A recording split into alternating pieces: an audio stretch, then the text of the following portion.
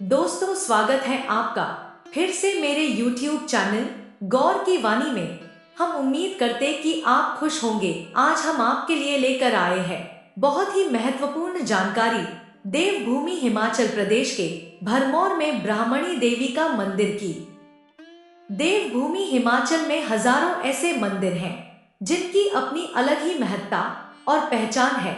चंबा जिले के भरमौर में अगर आप शिवधाम 84 या मणिमहेश के दर्शन करना चाहते हैं तो सबसे पहले आपको माता ब्रह्माणी अर्थात भरमाणी के दर्शन करने चाहिए।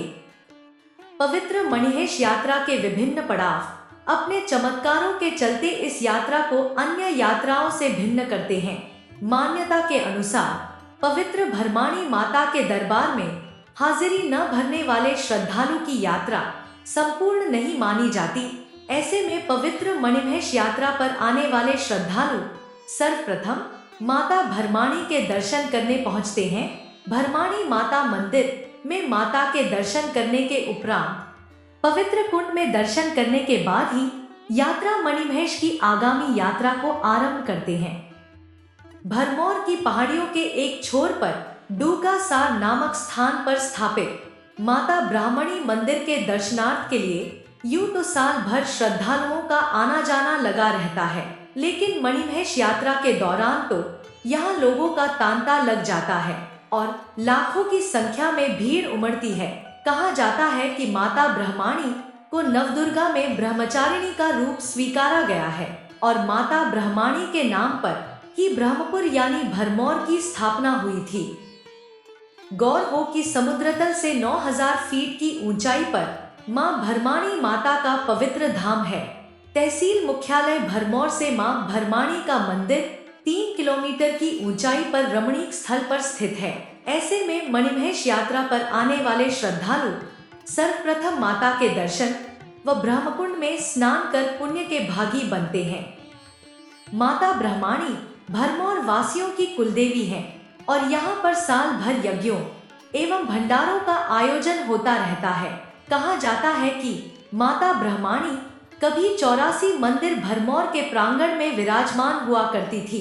माता ब्राह्मणी यहाँ स्थित एक विशालकाय देवदार वृक्ष के समीप तपस्या किया करती थी।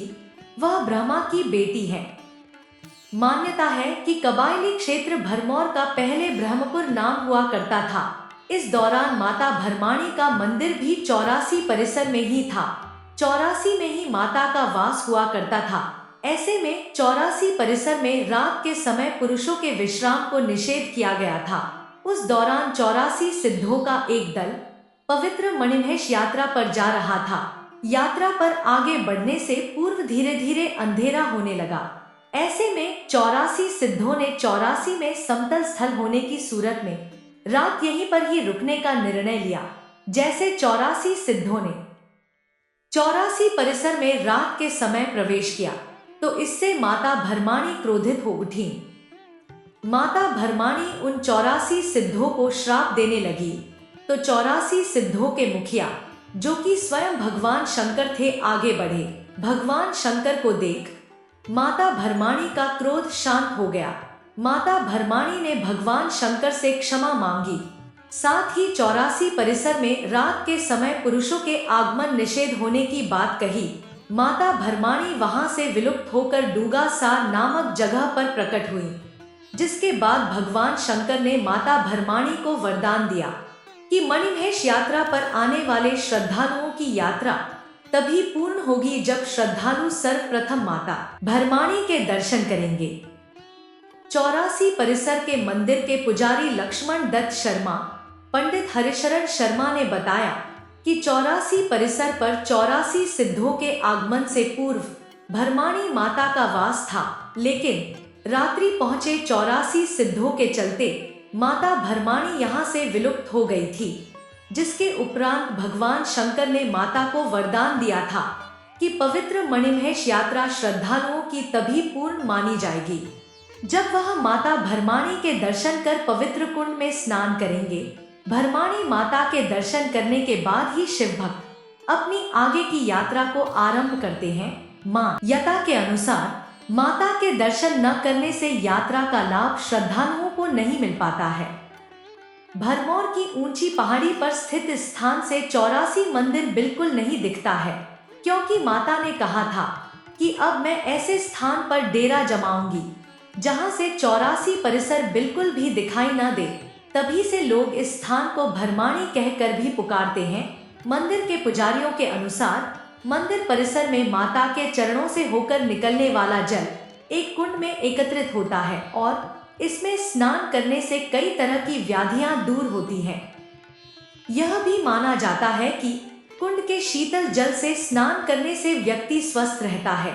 खासकर मणिमहेश यात्रा के दौरान यहाँ लोगों को लाइनों में लगाकर कुंड में स्नान करना पड़ता है और माता ब्रह्माणी के दर्शन के लिए भी लंबी कतारें लगती हैं।